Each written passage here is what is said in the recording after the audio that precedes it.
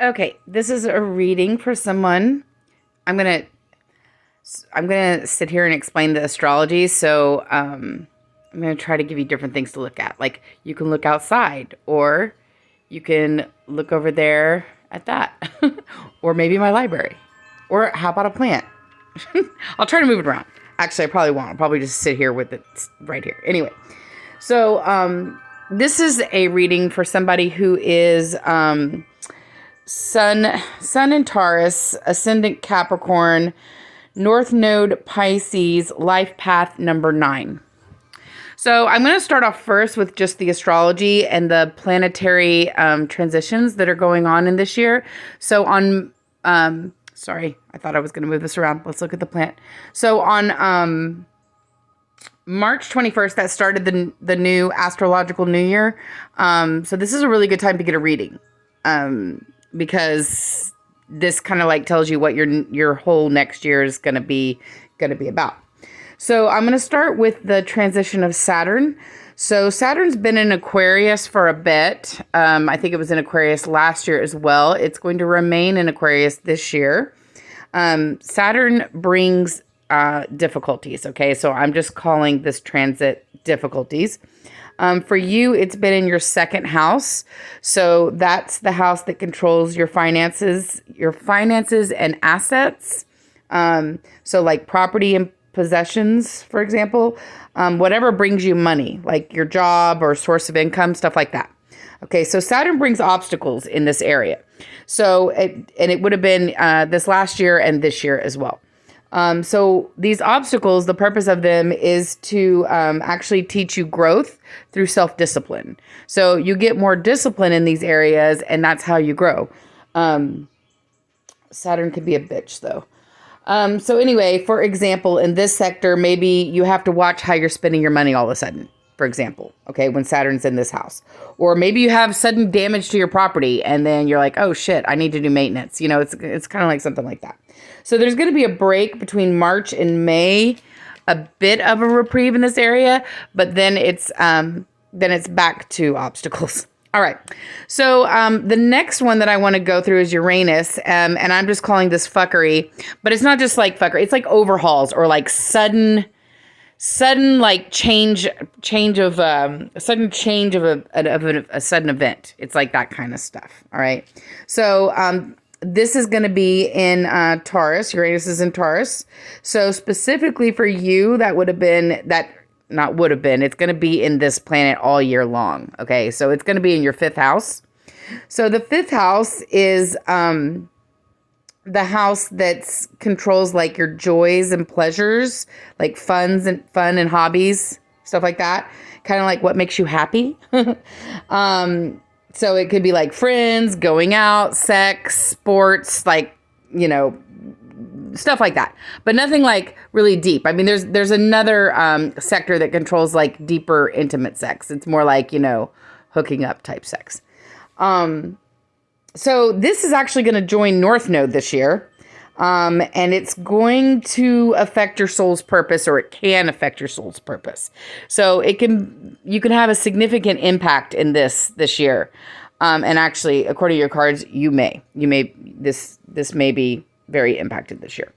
So, how could it affect your life path or your soul's purpose? So you're a life path number 9.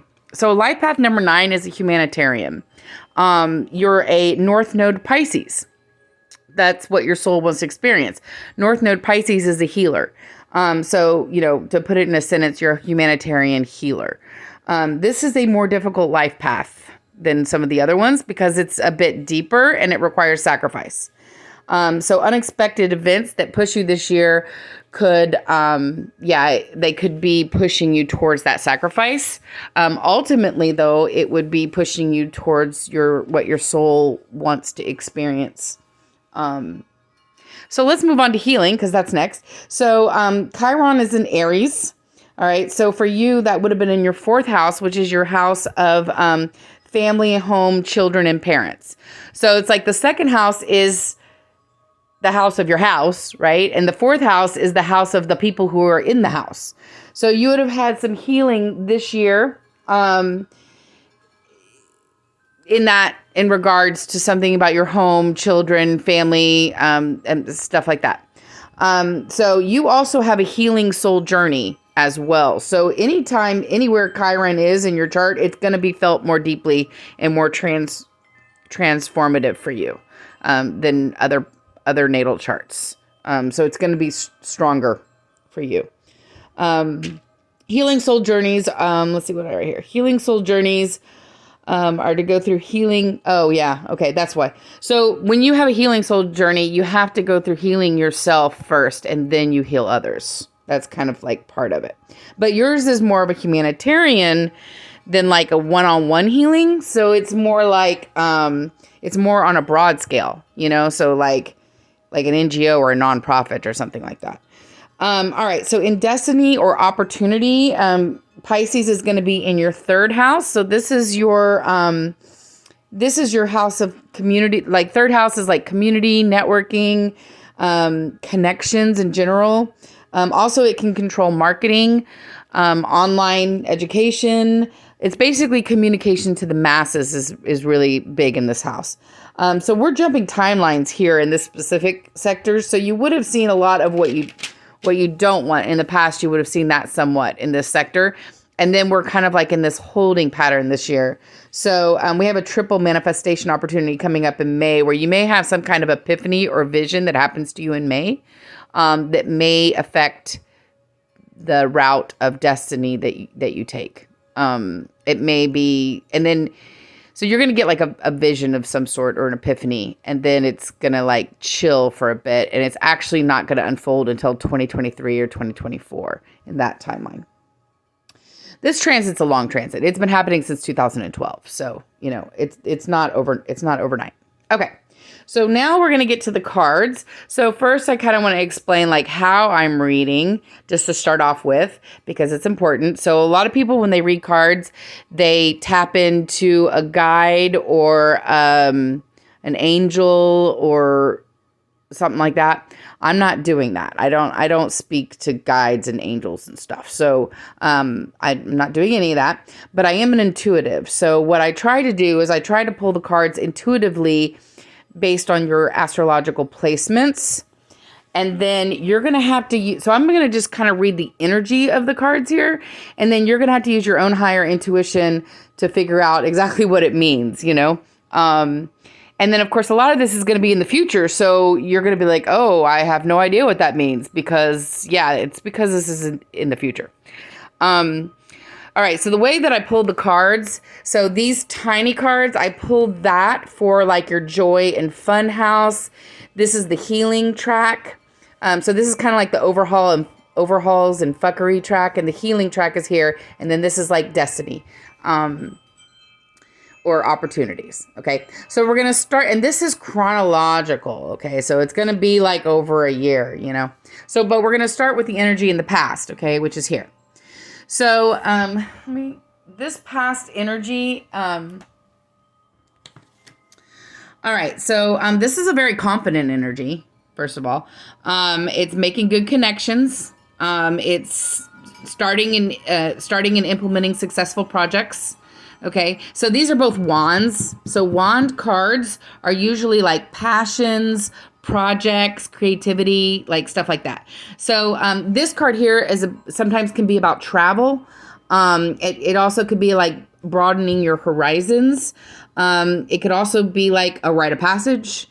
So this is strong creativity energy. So this is going to be the foundation, or like this is going to be past. In the past, you had a very strong creativity, strong connections, strong networking, a lot of determination, and travel, and a lot of things going on.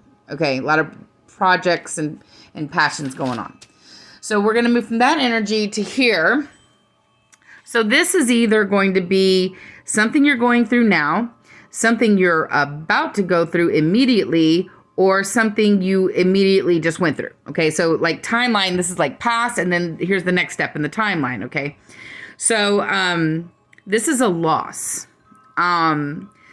You lost something or someone that you had an emotional attachment to. And this actually forced you to have a rest is part of the result of that. Your soul kind of like needed a little break and you needed a rest. The Two of Wands often indicates a creative partnership. So this loss could have been this network. Because this can be like a business partnership. So we could be talking about something in business. It's basically it's forced arrest. So if you didn't just recently go through arrest, you're about to go through arrest. So then we're going to talk about what the moon just brought to you. Okay. So I pulled this based on the full moon's energy. That's why it's in the center.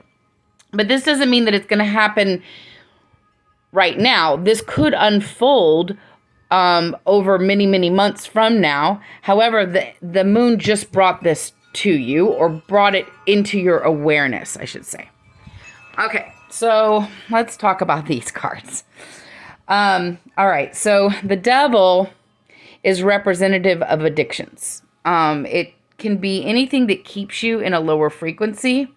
So it could be like anything that keeps somebody in a lower frequency would be like addictions, lust, anger, greed, codependency, stuff like that. So you're going to be confronting this. The Eight of Swords, this is basically you're not happy and it's going to make you really uncomfortable. Growth doesn't feel comfortable. So this is a growth opportunity is what the moon is bringing, or what it has put into your awareness. All right, but it's your own fear that actually immobilizes your growth. So it's a matter of conquering your fear. Okay, so what brought all of this on? You have the Lovers card. So the Lovers can indicate a soulmate. There's lots of kinds of soulmates, but you can have twin flame soulmates. You only have one of those. You can have karmic soulmates. They cause a lot of growth. All soulmates are a significant connection of some sort. So you can have friend soulmates as well. But it's a significant connection, and it's gonna spur and cause growth. Other meanings of the Lover can also be a heart scare.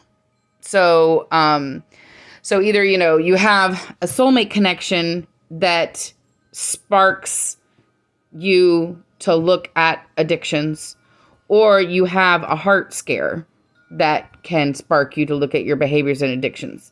Another thing is this could be like some kind of need for balance, particularly with the Devil here.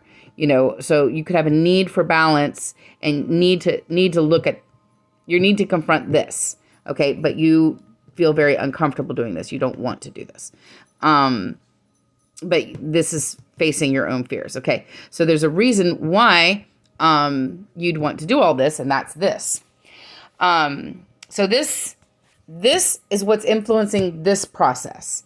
So this, you've got the Devil. This is the Death card. Okay. Followed by, rock bottom. So, you've got the Devil followed by the Death, followed by rock bottom, but the outcome is super, super happy. So this is sometimes what we call the dark night of the soul. So you're going to go through a dark night of the soul process. This is also considered to be a frequency shift. So you have a soul path of a healer. So this isn't super surprising to me. So you're birthing and you're in the process of jumping frequencies. If you want to know what I'm talking about, if you want more information on that, look up Hawkins' scale of consciousness. He has a diagram and he's measured these frequencies, and it's pretty self-explanatory there. Okay. But basically the way that I like to look at it is, collectively, we're all swimming around in an ocean. And if you picture at the very bottom of the ocean, it's really muddy and you can't see very well down there. that's what is considered a very low frequency. Okay. So like Hawkins measured the frequency of alcohol to be at 200. So it would be lower than that, because when you're at a really low frequency, if you drink alcohol, you actually raise your vibration. The lower frequency levels like shame and guilt and anger and lust and stuff like that, they're at a frequency of like 50, 70. They're at a very low frequency. It's a very heavy vibration. There's a squirrel right there. As you move up in frequency shifts, it's a painful process. But once you move up, you feel a lot lighter. There's also a lot of it's lighter just in general. Like it's not as dark and muddy, figuratively speaking. So like weed is a frequency of like 400, for example. It's also the frequency of acceptance and reason. Mushrooms are a frequency of 600.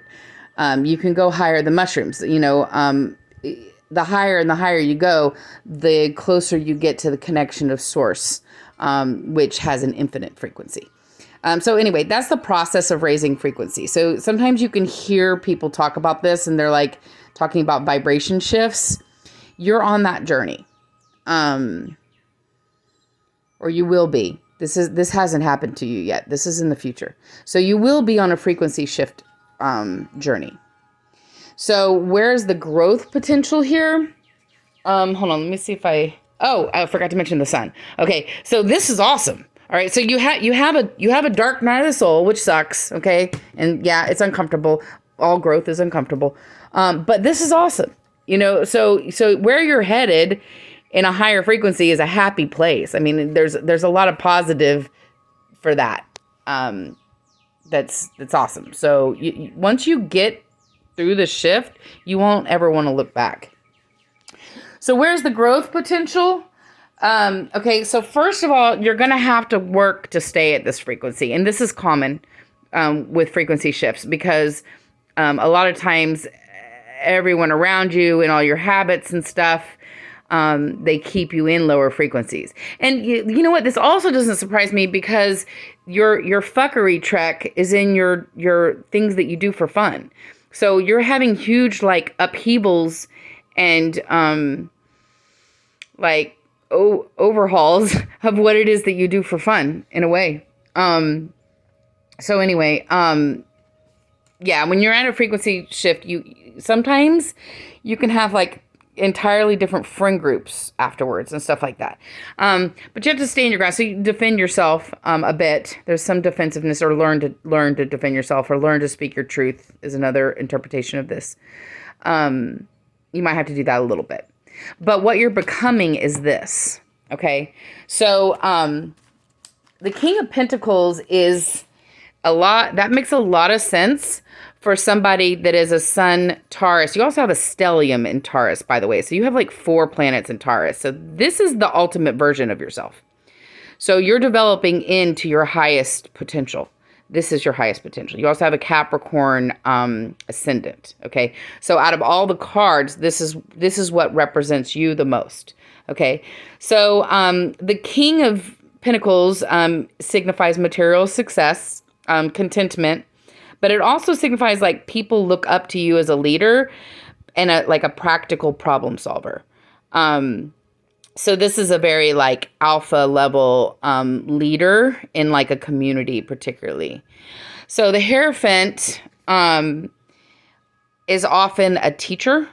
So you could be you can be looked up to as a teacher or a mentor of other people through this change. Another interpretation of this is commitment, like marriage. Hierophant signifies a marriage. Another interpretation is that you need to seek out a teacher. So in becoming the King of Pentacles, because this is in the growth area, you may want to seek out some kind of teacher, or a teacher comes to you. So you may be meeting a teacher. And this isn't like in a business situation. This is like a soul path teacher. So your healing journey might have something to do with some kind of mentor or teacher, or maybe you become that. There's lots of different interpretations of this card sometimes, and I can pull clarifiers, but I didn't want to pull clarifiers because I want it to be as broad as possible. But, you have to kind of use your own intuition as far as which way it's going. And of course, this is in the future. So, you'll just have to see. All right. So your message to yourself is you're changing priorities, first of all, and you're completing old cycles. Okay. So you're completing old cycles that are toxic patterns. And this is going to shift your priorities. And your priorities may be shifting in your area of fun and joy, particularly. But they could also be shifting in your home life as well, because you have a lot of healing that's going on right now in your home sector. You have it could be there. So I don't know whatever your priorities are, they're shifting. And whatever your cycles are, if you have any toxic cycles or patterns, those are coming to an end this year. You're completing the cycle there. So your main message here is to have compassion for yourself. Or if somebody offers you compassion, this is an offer of compassion is what this means. So if you have an offer of compassion, or accept it, or have compassion for yourself, because going through the dark night of soul is that's a really rough process. So have fun with that. That's your reading. Let me know if it resonated or if you want to talk about it. Full moons are like stepping stones. So it's like you're on this branch of a path of destiny and you are going to be jumping to a completely different branch. So full moons are like stepping stones that kind of push you along the way, those energies. So, you can do other readings on other full moons as well, and you can watch your journey happen along the path. But your soul is on a healing path. And number 9, first of all, life path number 9 people are really important in this world. They have a rougher path, but they create the utopian future that we're all going to benefit from. So they're super, super important that they do go through these sacrifices and tough times inside themselves, because in the long run, it benefits all of humanity. So that's awesome. All right. Well, have fun with that.